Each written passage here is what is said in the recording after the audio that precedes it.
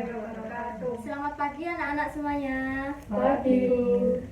Bagaimana kabar kalian hari ini? Alhamdulillah baik. Baik ya, alhamdulillah. Sebelum kita mulai pelajaran kali ini, alangkah baiknya kita berdoa terlebih dahulu. Ayo, siapa yang mau memimpin doa? Saya Bu. Ya, ayo. Berdoa mulai.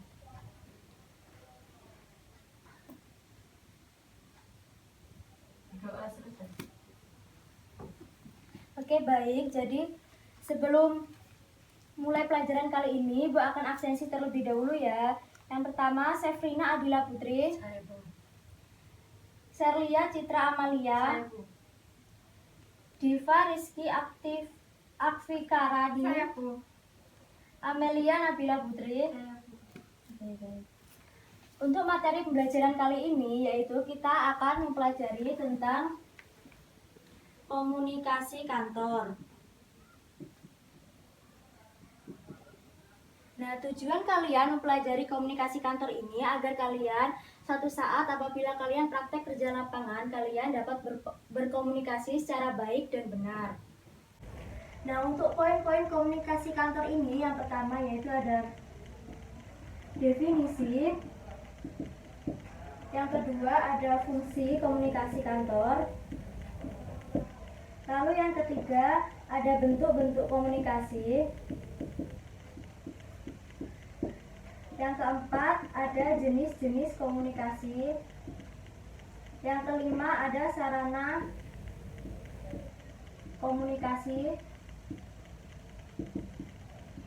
Yang keenam ada efektivitas.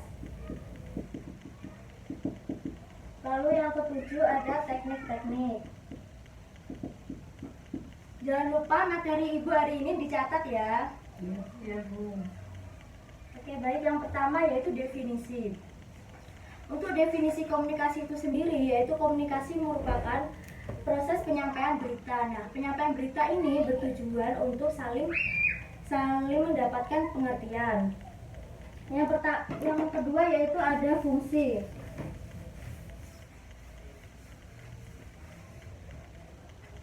Selanjutnya ada fungsi. Nah, fungsi komunikasi kantor ini yang pertama yaitu sebagai informasi.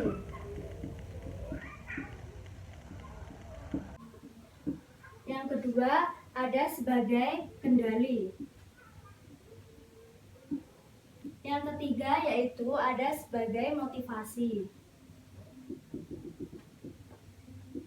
Lalu yang terakhir yaitu sebagai pengungkapkan perasaan.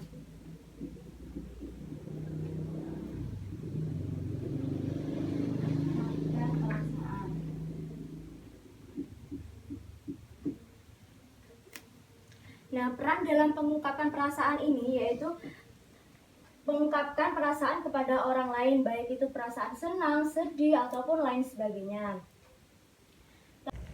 Lalu selanjutnya ada bentuk-bentuk komunikasi.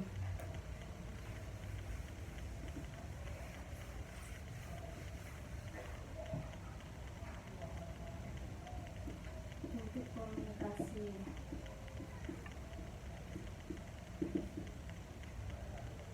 Yang pertama ada komunikasi intrapersonal. Nah, komunikasi intrapersonal ini yaitu komunikasi intrapribadi yang artinya komunikasi pada diri kita sendiri. Seperti halnya apabila kita melakukan doa, berimajinasi, dan lain sebagainya. Untuk yang kedua yaitu ada komunikasi interpersonal. Komunikasi interpersonal. Komunikasi interpersonal ini dilakukan individu satu dengan individu lainnya. Seperti halnya kalian berbicara dengan teman kalian. Untuk selanjutnya yaitu ada komunikasi kelompok. Nah, untuk komunikasi kelompok itu sendiri yaitu komunikasi yang dilakukan 3 atau lebih individu untuk memperoleh suatu tujuan yang diharapkan, seperti halnya kegiatan seminar, workshop, dan lain sebagainya. Selanjutnya ada komunikasi organisasi. Komunikasi organisasi ini komunikasi yang dilakukan antar manusia di dalam suatu konteks organisasi itu sendiri. Untuk yang terakhir yaitu komunikasi massa. Komunikasi massa ini komunikasi yang menggunakan saluran media dalam menghubungkan komunikatornya. Apakah dipahami? Paham. Oke, selanjutnya yaitu ada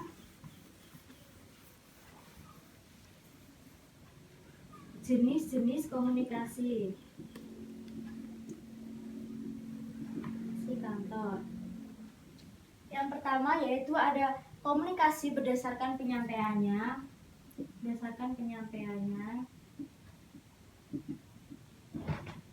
Lalu ada komunikasi berdasarkan perilaku. Yang ketiga, komunikasi berdasarkan kelangsungannya.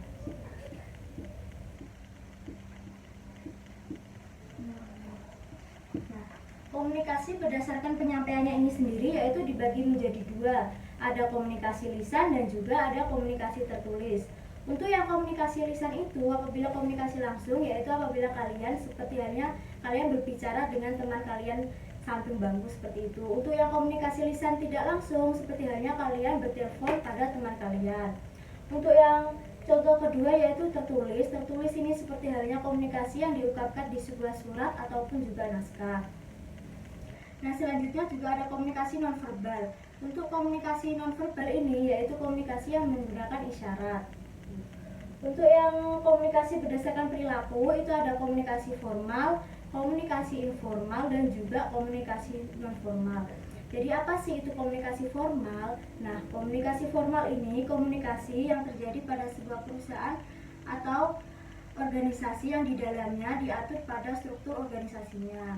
Untuk yang komunikasi nonformal, informal itu komunikasi yang terdapat pada sebuah organisasi dan juga perusahaan yang di dalamnya tidak terstruktur organisasinya.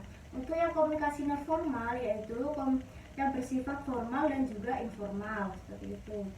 Untuk yang komunikasi berdasarkan kelangsungannya yaitu ada komunikasi langsung dan juga komunikasi tidak langsung.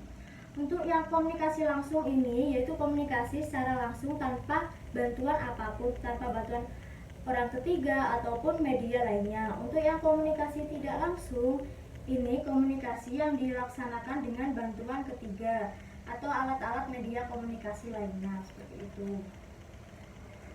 Lalu untuk yang poin kelima yaitu ada sarana komunikasi kantor.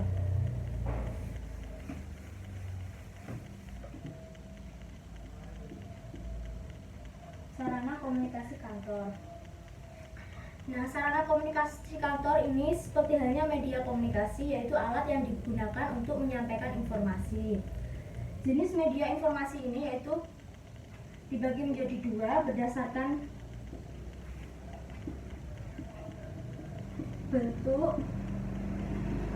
dan sifatnya.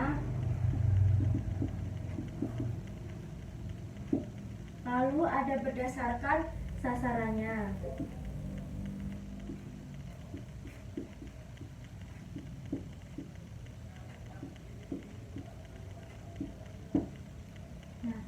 Contoh berdasarkan bentuk dan sifatnya itu seperti audio, visual, dan juga audio visual. Untuk yang berdasarkan sasarannya ini yaitu seperti halnya komunikasi massa dan juga komunikasi nirmassa. Oke, dari ini apakah ada yang ditanyakan? Ada, Bu.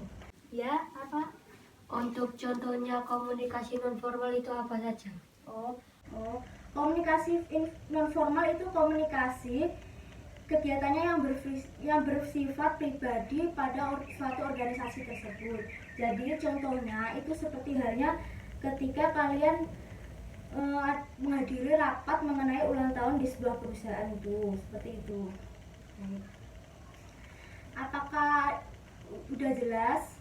Sudah. Baik, apabila tidak ada yang ditanyakan, kalian sekarang selanjutnya berdiskusi secara kelompok ya, yaitu mencari materi mengenai efektivitas komunikasi kantor dan juga teknik-teknik komunikasi. Kalian berkelompok, yang pertama kelompok 1, lalu yang kedua kelompok 2 ya. Nanti setelah itu presentasi setiap masing-masing kelompok.